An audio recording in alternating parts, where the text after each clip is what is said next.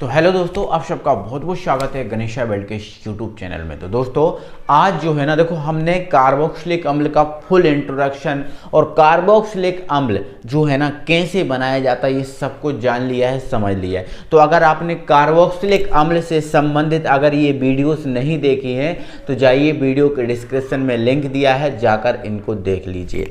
तो आज हमारा दोस्तों आज का हमारा क्वेश्चन है कार्बोक्सिलिक अम्ल CH3COOH जो आपका होता है, इस कार्बोक्सिलिक अम्ल की जो है ना रासायनिक अभिक्रियाओं पर बात होगी। मतलब इसकी दोस्तों आज की वीडियो में हम रासायनिक अभिक्रियाएं हैं जो इन रासायनिक अभिक्रियाओं को समझेंगे, रासायनिक अभिक्रियाओं को करेंगे, ठीक है ना। रासायनिक अम्ल है, इसकी रासायनिक अभिक्रियाओं की सीरीज में अब हमारी एक important and most IMP reaction आती है जिसका नाम है सिमेट अभिक्रिया। जी हाँ दोस्तों, सिमेट अभिक्रिया आती है।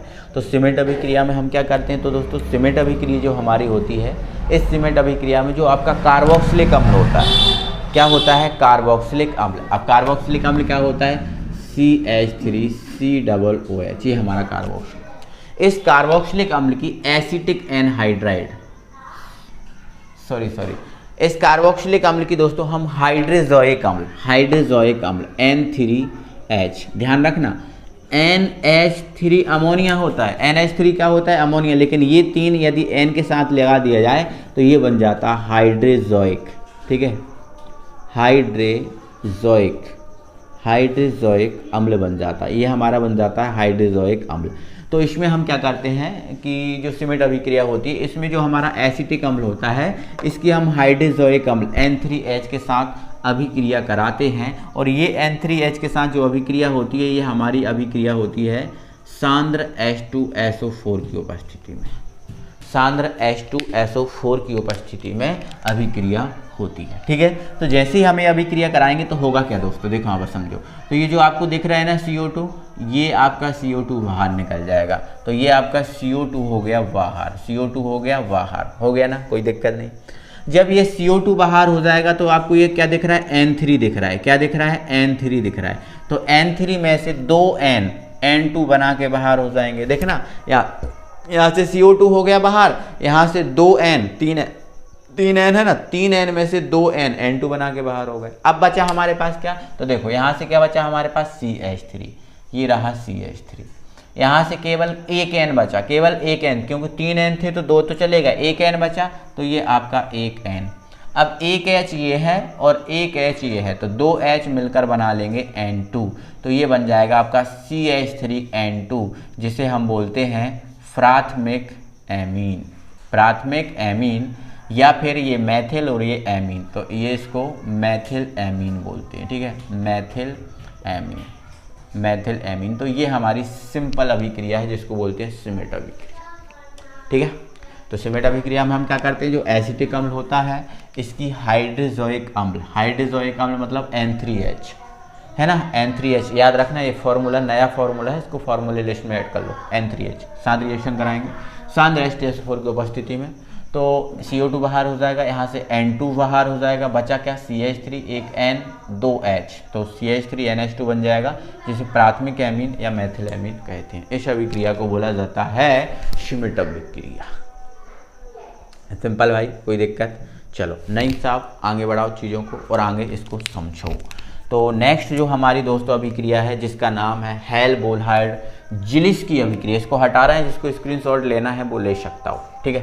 नेक्स्ट जो हमारी अभिक्रिया है वो है हमारी हेल बोल्हार्ड जिलिस की अभिक्रिया, जिसको शॉर्ट फॉर्म में बोला जाता है HBZ अभिक्रिया। तो एग्जाम में शॉर्ट फॉर्म में आती है HBZ अभिक्रिया क्या है, HBZ अभिक्रिया क्या है, इस फॉर्म में ये रिएक्शन आपसे पूछी जाती है, ठीक है। तो समझेंगे, तो इसमें तो बहुत सिंपल है भाई, ये रिएक्शन तो बहुत सिंपल है, क्या है सिंपल। इसमें हम क्या कराते हैं, जो एसिटिक अम्ल होता है, क्या होता है भाई एसिटिक अम्ल क्या होता है CH3COOH, इसकी हम क्लोरीन के साथ क्रिया कराते हैं सूर्य प्रकाश की उपस्थिति में, ठीक है, सनलाइट LIGHT सनलाइट। तो इसमें हम क्या करते हैं, जो एसिटिक अम्ल होता है, एसिटिक अम्ल की क्लोरीन के साथ अभिक्रिया कराते हैं सनलाइट की उपस्थिति में, सूर्य प्रकाश की उपस्थिति, ठीक है। तो जैसे ही हम सूर्य प्रकाश की उपस्थिति में ये क्रिया कराते हैं, HBZ अभिक्रिया है, ठीक है, तो इसमें क्या करते हैं, अल्फा हाइड्रोजन युक्त कार्बोक्सिलिक अम्ल बोला जाता है। जैसे देखो आपका ये समूह है, क्या है ये समूह, और आपको पता है ये आपका, देखो आपको पता है ना ये समूह है, और आपको पता है कि समूह से जुड़ा प्रथम कार्बन अल्फा कार्बन, तो ये अल्फा कार्बन। अब अल्फा कार्बन ये है, तो अल्फा कार्बन से हाइड्रोजन जुड़े हैं, वो अल्फा हाइड्रोजन कहलाएंगे। इसलिए बोला जा रहा है इसको अल्फा हाइड्रोजन युक्त कार्बोक्सिलिक अम्ल कि सूर्य के प्रकाश में उच्च दाब पर, किस दाब पर भाई, उच्च ताप पर, उच्च ताप पर, मतलब सूर्य प्रकाश होगा तो ताप तो ज़्यादा होगा ही, सिंपल सी बात है, सूर्य प्रकाश है तो ताप तो ज़्यादा होगा ही। तो उच्च ताप पर लाल फास्फोरस या आयोडीन उत्प्रेरक की उपस्थिति में, ठीक है, लाल फास्फोरस या आयोडीन उत्प्रेरक, ठीक है, यहाँ से लाल फास्फोरस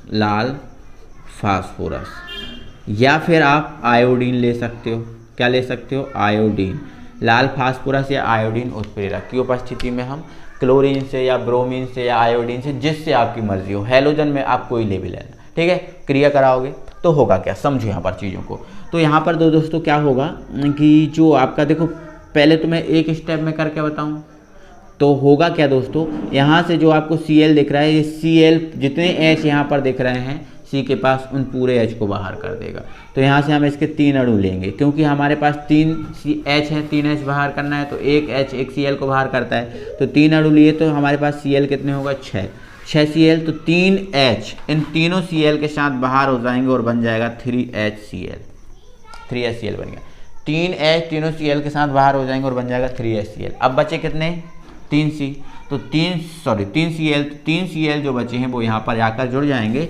तो ये हमारा यहाँ से, एक सेकेंड, ये हमारा थोड़ा एरो बड़ा करते हैं, ये हमारा बन जाएगा, देखो ये C, H तो गए, H की जगह कौन आ गया, Cl, तो C और इसकी जगह आ गया Cl, तो Cl3 और ये COOH ज्यों कहते हैं, COOH ज्यों कहते हैं।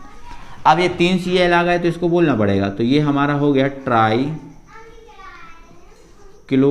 ट्राइक्लोरो एसिटिक अम्ल, ट्राइक्लोरो एसिटिक अम्ल, ये बन गया हमारा ट्राइक्लोरो एसिटिक अम्ल। ये एसिटिक अम्ल तो है क्योंकि COOH जुड़ा है, ठीक है, तो ये हमारा ट्राइक्लोरो एसिटिक अम्ल प्राप्त हो जाता है। इसे ही हम बोलते हैं HBZ अभिक्रिया, हेल-बोलहार्ड अभिक्रिया। अगर इसको हम 3 स्टेप में करें, अगर इसी रिएक्शन को हमें 3 स्टेप में करना है तो क्या करना पड़ेगा, देखो यहाँ पर CH3COOH, इसकी आप क्लोरीन से क्रिया कराओगे, वो ये आपका सनलाइट रहेगा, ठीक है, सनलाइट रहेगा, और लाल फास्फोरस या आयोडीन उत्प्रेरक की उपस्थिति लेके नीचे लिख लेना, ठीक है। तो एक H एक Cl को बाहर कर देगा, एक H एक Cl को बाहर करेगा, और एक Cl जो बचा यहाँ जुड़ जाएगा। तो देखना यहाँ क्या बचेगा, CH2, देखो एक H एक Cl के साथ बाहर गया तो CH2 बचा। अब बैलेंस ही ना होने के कारण एक Cl यहाँ जाके जुड़ेगा, तो जब एक Cl यहाँ जाके जुड़ेगा तो ये बन जाएगा, और ये आपका COOH रहेगा, वो सेम। फिर से इसकी क्लोरीन से क्रिया कराई जाएगी, वही आपका सनलाइट रहेगा, वही आपका क्या रहेगा, सनलाइट, लाल फास्फोरस, और वो रहेगा ही रहेगा। तो फिर से एक H एक Cl को बाहर करेगा और एक Cl यहाँ पर जाके जुड़ जाएगा, तो फिर एक H कम हो गया तो CH बचा, और Cl एक जाके जुड़ा तो Cl कितने हो गए, अब 2 हो गए, ठीक है, और ये COOH ज्यों का त्यों रहा। फिर से इसकी क्लोरीन से क्रिया होगी, तो फिर से एक H जो बचा है वो एक Cl को बाहर कर देगा, और एक Cl जो है ना फिर से जाके यहाँ जुड़ जाएगा। तो जब एक H यहाँ से HCl को बाहर कर दो, ठीक है, यहाँ से भी HCl को बाहर कर दो, क्योंकि बाहर हो रहा है। फिर से एक H एक Cl को बाहर कर देगा तो HCl फिर से बाहर, और एक Cl वहाँ जुड़ जाएगा, तो अब एक भी H चला जा, वो H जो बचा था वो भी चला गया, तो अब क्या बचा C, और ये Cl यहाँ चला गया तो CCl3, और ये COOH, तो ये हमारा बन गया ट्राइक्लोरो एसिटिक अम्ल। अगर आपको ऐसे नहीं करना तो इस टाइप से कर सकते हो, तो जो भी आपको पसंद रहे वो रिएक्शन आप कर देना। ये आपकी हेल-बोलहार्ड जिलिश की अभिक्रिया, ठीक है, सिंपल बात है, कोई दिक्कत नहीं है। आई होप आप सबको समझ में आई होगी, दिक्कत वाली नाम की कोई चीज़ नहीं होगी, ठीक है। एक बार दिल से जल्दी से यार भाई सब लोग वीडियो को लाइक कर दो, अपने सभी फ्रेंड सर्कल में वीडियो को शेयर कर दो यार, है ना। मिलते हैं तो फिर अगली वीडियो में, तब तक के लिए थैंक यू वेरी मच। और हाँ, अभी तक चैनल को सब्सक्राइब नहीं किया तो जल्दी से चैनल को सब्सक्राइब जरूर कर लेना। जय हिंद।